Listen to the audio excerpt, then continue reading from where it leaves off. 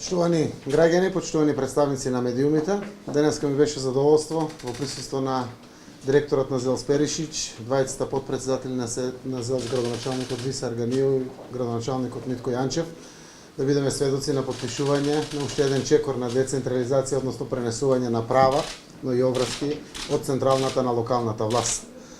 Ова е определба на владата, не заради тоа што Заев е бивши градоначалник, заради тоа што децентрализацијата на власта дефинитивно треба да продолжи во Република Македонија, како би овозможиле одлуките кои што се важни за граѓаните да бидат поблиску до граѓаните. Пренесувањето на надлежностите кон локалните самоуправи овозможува и до демократизација на Република Македонија. Убедени сме дека преку еден ваков механизам со пренесувањето на хардверот и софтверот за управување со градежното земјиште, општините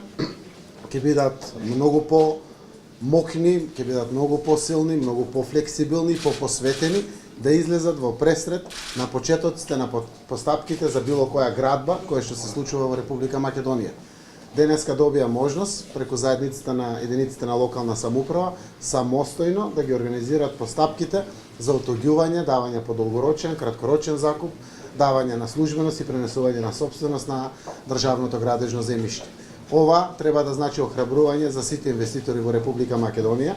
дека постапките кои што ги водат како први чекори за идни градби ќе бидат на локално ниво решени, директно со асистенција на ЗЕЛС, како Сдружение на сите општини во Република Македонија. Јас како премиер на Република Македонија очекувам да ги убрза со тоа сите процеси за севкупниот развој на Република Македонија, знаејќи дека градежништвото е итекако генерален и главен двигател на развојот во сите земји, па и во нашата земја.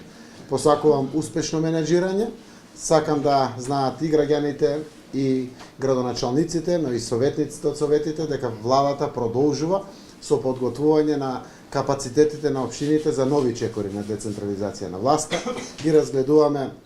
и новите институционални можности за децентрализирање, значи да пренесеме и нови надлежности во поглед на институции кои што досега се управувани на централно ниво, во иднина да бидат управувани на локално ниво, како и да нови чекори на фискална децентрализација со зајакнување на финансиските капацитети на општините. Јас се надевам дека сите овие пораки кои што централната власт ги испраќа кон локалните власти ќе значат што поголемо одговорно работење на општините, заради тоа што тука сме сите да им служиме на граѓаните.